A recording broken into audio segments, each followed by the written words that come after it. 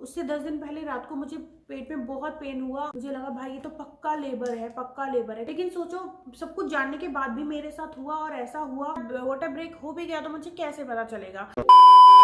Hello friends, welcome back to my channel Seema space 5। So friends, मेरी delivery हो चुकी है और जो बेबी बॉय हुआ है, जिनको नहीं पता उनको बता देती हूँ क्योंकि अभी भी मुझे कमेंट में सेम बात पूछी जाती है।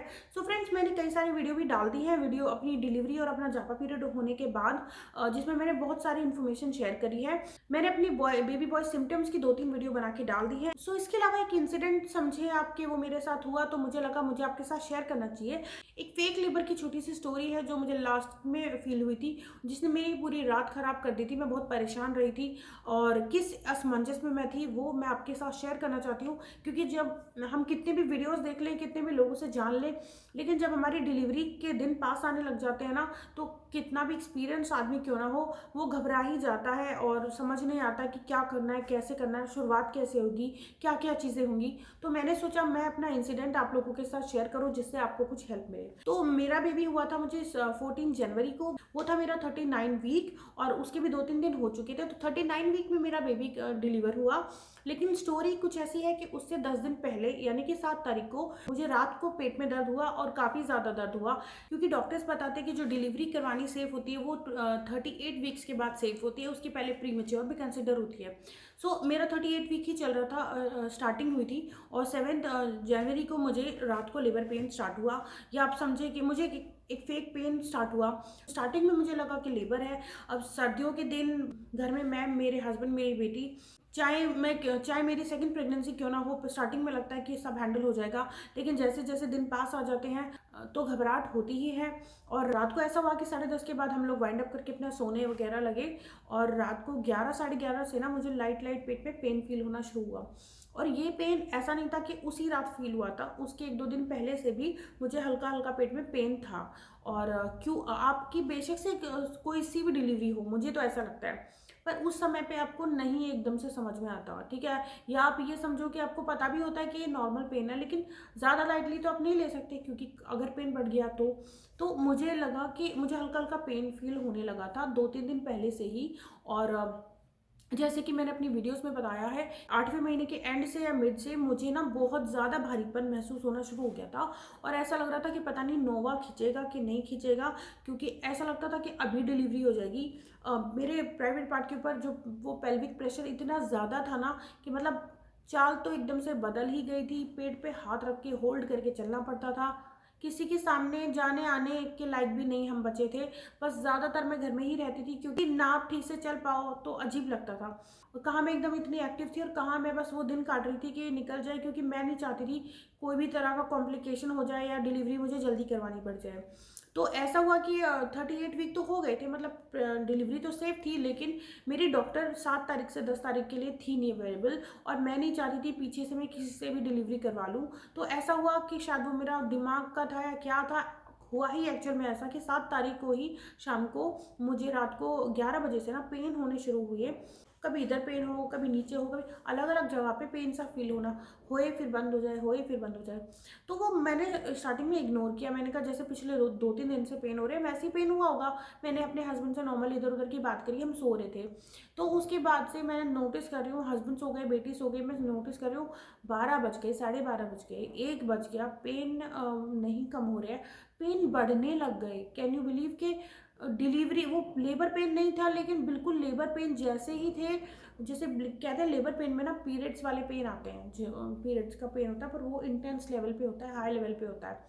और ये मुझे मेरी बेटी के टाइम पे था, क्योंकि बेटी के टाइम पे भी सिजेरियन तो था मेरा, लेकिन मैं ऑलमोस्ट एक्टिव लेबर में पहुंच गई थी। उसके बाद मेरा सिजेरियन डिसाइड हुआ था। तो मुझे पता है लेबर पेन कैसा होता है, और वो एक्टिव लेबर तक भी मुझे पता है कि कैसा होता है पेन। तो वो ही मुझे हल्का हल्का आना शुरू हुआ। तो मुझे लगा यार ये तो पेन भी वही पीरियड वाला है या आपका लेबर वाला है, ये तो वैसा ही महसूस हो रहा है, ये तो नॉर्मल पेन भी नहीं है। और इतने दिन से जो मुझे हो रहा था वो तो मुझे अलग टाइप का पेन हो रहा था, और ये तो मुझे लेबर वाला ही लग रहा है। और लेबर वाला कैसे होता है कि वो एक तो थोड़ा धीरे हल्का होता है पहले स्टार्टिंग में, फिर थोड़ा तेज होता है, फिर लास्ट में बहुत तेज होता है जिसे हम एक्टिव लेबर बोलते हैं। तो वैसा ही मुझे तो धीरे वाला स्टार्ट हुआ था 11 साढ़े 11, 1-2 बजे तक वो थोड़ा बढ़ गया था, मतलब आप उसको इग्नोर नहीं कर पा रहे थे। और मैं ऐसे करने लग गई थी रात को ना 1-2 बजे तक मैं ऐसे भी करने लग गई थी और बस मैं अपने हस्बैंड को उठा नहीं रही थी, लेकिन मुझे थोड़ा-सा टॉलरेट नहीं हो रहा था वो पेन। और स्टार्ट में उसकी ड्यूरेशंस भी कम हो गई, जैसे कि नॉर्मल लेबर पेन में होती है ना कि पहले आपको आधे-आधे घंटे में आएगा, फिर आपको 15-15 मिनट में आएगा, फिर आपको 10 मिनट में आएगा, फिर 5-5 मिनट में आएगा। तो ऐसी उसकी जो ड्यूरेशन थी ना वो भी कम होने लगी। मुझे लगा भाई ये तो पक्का लेबर है। और एक और चीज़ हुई थी मेरे साथ जिससे मैं काफ़ी डर गई थी। जैसे कि प्रेगनेंसी में एक बहुत फ्रीक्वेंट यूरिनेशन होता रहता है, बहुत जल्दी-जल्दी हमें बाथरूम जाना पड़ता है और लास्ट ट्राइमेस्टर में तो बहुत ज़्यादा ही हो जाता है, ये सबके साथ होता है और मेरे साथ भी बहुत ज़्यादा था वो लास्ट 38-39 वीक में।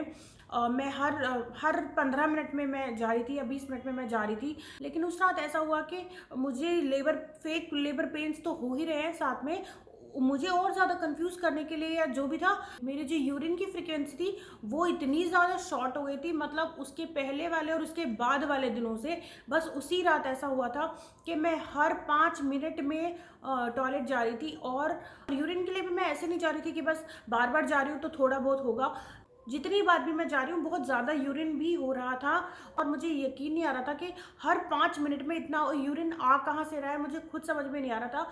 इतनी पैनिक सी सिचुएशन हो गई थी, प्लस दर्द भी हो रहे थे। मैं किसी को अपनी वो स्टेट बता ही नहीं पा रही थी कि मैं किसको उठाऊँ, किसको बताऊँ कि मेरे साथ एक्चुअल में हो क्या रहा है। काफ़ी अजीब सी सिचुएशन हो गई थी और हैरानी की बात है, ना तो वो 7 तारीख से पहले एक भी दिन ऐसा हुआ और ना 7 तारीख के बाद एक भी दिन ऐसा हुआ जब तक कि मेरी डिलीवरी हुई। तो वो रात बहुत ही अजीब सी थी और वो फेक लेबर भी मुझे एक ही दिन हुए, मतलब उसके अलावा भी उसके बाद भी मुझे डिलीवरी तक 8-9-10 तारीख तक भी मुझे थोड़े थोड़े होते रहते, लेकिन जो वो हुए थे जो बिल्कुल लेबर के जैसे थे वो मुझे सिर्फ 7 तारीख को हुए थे। और वो यूरिन वाली चीज़ ने मुझे इतना ज़्यादा और भी ज़्यादा कंफ्यूज कर दिया था कि अब तो कंफर्म ही है कि ये लेबर ही हो रहे हैं, क्योंकि मैं इतनी फ्रिक्वेंटली बार बार यूरिन जा रही हूँ और यूरिन भी ऐसा नहीं कि थोड़ा बहुत हो रहा है, पूरा पूरा हो रहा है, अच्छे से हो रहा है। घबरा मैं इसलिए गई थी क्योंकि मैंने सुना था कि कई बार है ना जो लेडीज़ होती है उनको वाटर ब्रेक का पता नहीं चलता है। बहुत से लोग बोलते हैं कि वाटर ब्रेक कब हुआ, कैसे हुआ, क्योंकि कुछ लोगों का यूरिन पास करते वक्त ही वाटर ब्रेक हो जाता है, तो उनको पता ही नहीं चलता कि वो यूरिन है या वो वाटर जो उनका ब्रेक हुआ है वो है। तो मेरी बेटी के टाइम पे तो चलते फिरते मुझे वाटर ब्रेक हुआ था तो मुझे अच्छे से समझ में आ गया था। लेकिन जो 7 तारीख को मेरी कंडीशन थी ना, हर 5 मिनट में या आप समझो मैं जाके बैठूं और मैं वापस बाथरूम में, मैं जाके बैठूं मैं वापस बाथरूम में, तो मुझे समझ में नहीं आ रहा था अगर इस बीच वाटर ब्रेक हो भी गया तो मुझे कैसे पता चलेगा। तो वो भी चीज़, उस चीज़ ने भी मुझे काफ़ी हॉन्ट कर दिया था कि मुझे लगता है मेरा ये जो हो रहा है यही मेरा वाटर ब्रेक है और लेबर पे मेरे ऑलरेडी स्टार्ट हो चुके हैं। तो मुझे समझ में नहीं आ रहा था कि मैं कैसे स्टेप फॉरवर्ड करूं, क्या मैं इसको लेबर में कंसीडर कर दूं और सबको उठा दूं और मैं हॉस्पिटल चली जाऊं, या मैं वेट करूं कि ये एक्टिव लेबर में कन्वर्ट होते हैं या क्या होता है। तो वो वही असमंजस थी। मैं बहुत परेशान हुई थी उस रात, अकेले ही परेशान हुई थी क्योंकि मुझे समझ नहीं आया कि मुझे किसी को जगाना चाहिए अभी या नहीं, क्योंकि जिसको भी मैं जगाती फ़ायदा नहीं होता, तब भी हम वेट ही करते। एक तो सर्दियों की रात है, ठीक है, और जिसका सेकंड है ना उसको ये पता होता है कि जब आप जो आपकी स्टार्टिंग के लेबर है उसमें तो वैसे भी हॉस्पिटल जाने का कोई फ़ायदा नहीं होता है, क्योंकि वो भी हॉस्पिटल वाले भी वेट ही करते हैं, आपको वहाँ हॉस्पिटल में बिठा देंगे, वहाँ आपके प्रोसीजर स्टार्ट हो जाएगा, पर वो भी वेट ही करते हैं एक्टिव लेबर होने का। तो आपको वहाँ पे भी 3-4 घंटे काटने पड़ेंगे, तो इससे अच्छा अपने घर में ही काट लो। और आजकल क्योंकि अवेयरनेस बहुत हो गई है तो डॉक्टर भी यही प्रेफर करते हैं आप एक्टिव लेबर में हॉस्पिटल आएँ, उसके पहले ना आएँ, अपना घर में ही टाइम निकाल लें। तो मुझे लगा यार ये थोड़ा थोड़ा पेन है तो ये एक्टिव तो नहीं है, मैं बेयर तो कर पा रही हूँ उस पेन को, लेकिन अगर रात में ही कुछ हो गया तो क्या हो जाएगा।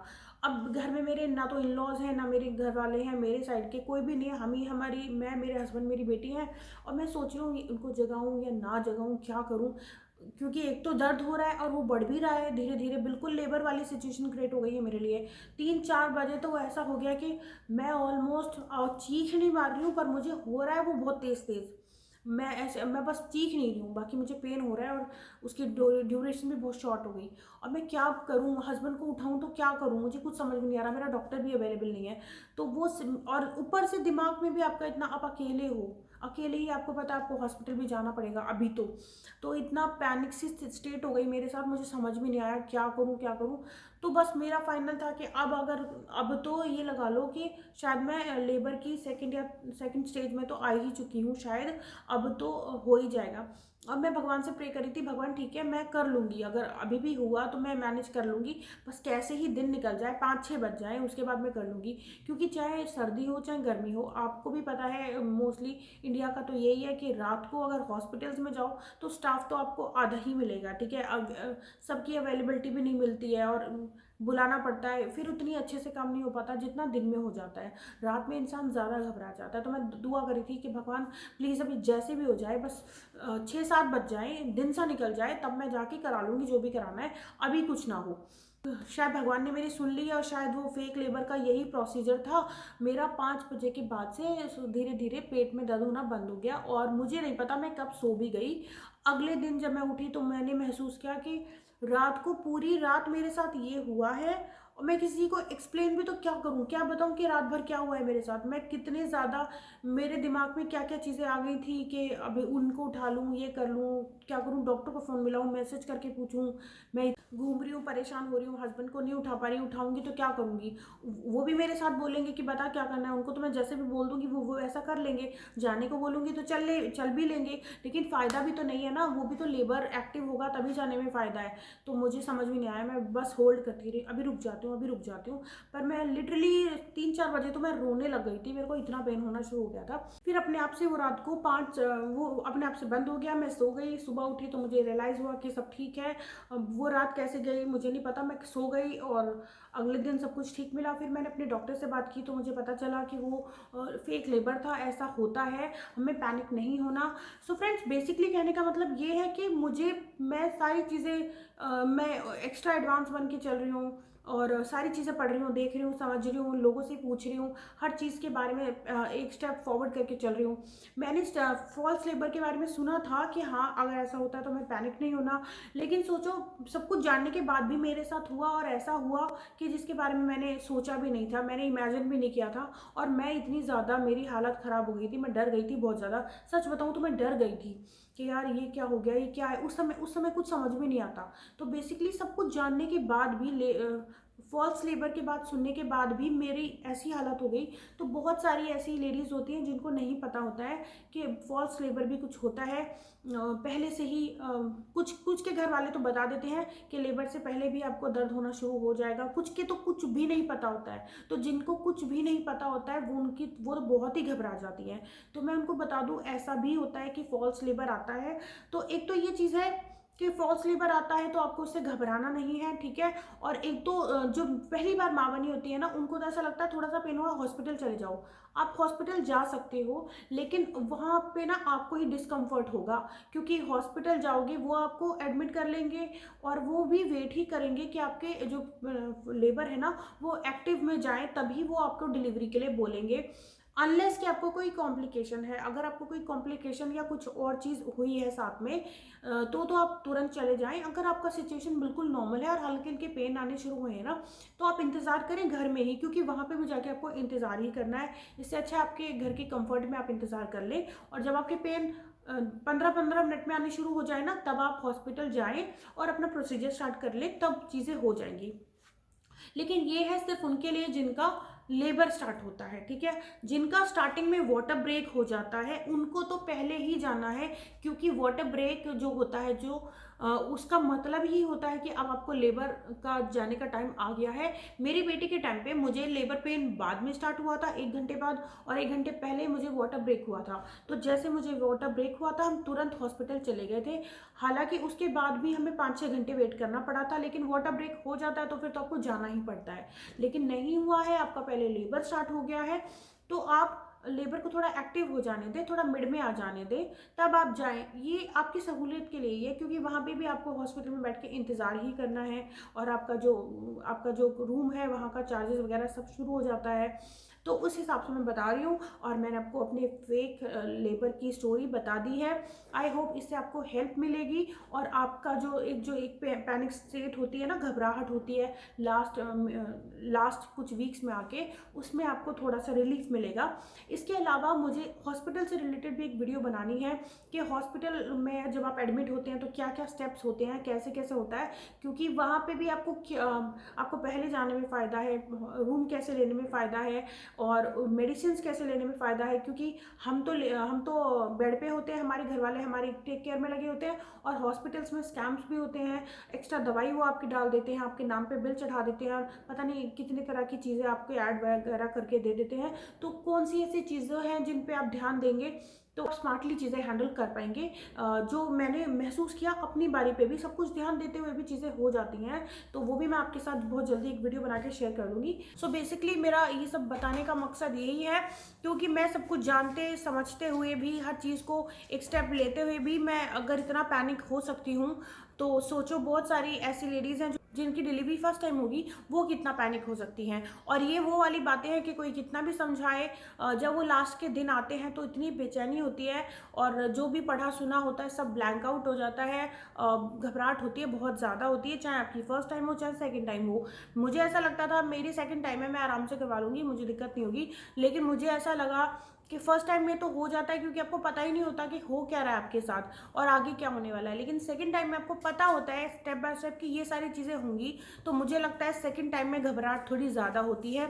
ये मेरा एक्सपीरियंस है। बाकी आप लोगों का जो भी एक्सपीरियंस आप मेरे साथ शेयर करना चाहें तो मेरे साथ ज़रूर शेयर करें, कमेंट करें मुझे। मैं एक वीडियो और बनाऊंगी जिसमें मैं आपके कमेंट्स के रिप्लाई करूंगी, क्योंकि एक एक जाके कमेंट पे करना तो इतना पॉसिबल नहीं होता, और उसके बाद भी लोगों को समझ में नहीं आती है जो उनके क्वेश्चंस होते हैं, तो उसके लिए मैं एक वीडियो बना दूंगी। इसके अलावा हम लाइव करेंगे, लाइव में आप मेरे साथ जुड़े, मैं बहुत जल्द अपनी पोस्ट में बता दूंगी कि मैं लाइव कब करने वाली हूँ, तो हम लाइव करेंगे, आप मेरे साथ उस एक टाइम पे हम आके लाइव करेंगे, और आप मेरे से अपने क्वेश्चंस लाइव में पूछ सकते हैं, मैं तुरंत के तुरंत आंसर करूंगी। तो मैं होप करती हूँ ये वीडियो आपको क्लियर हुआ है, ये टॉपिक, और मेरे इस एक्सपीरियंस से आपको बहुत हेल्प भी मिली होगी। तो अभी के लिए टॉपिक को एंड करते हैं, अब मिलते हैं अगली वीडियो में। Till then bye, take care.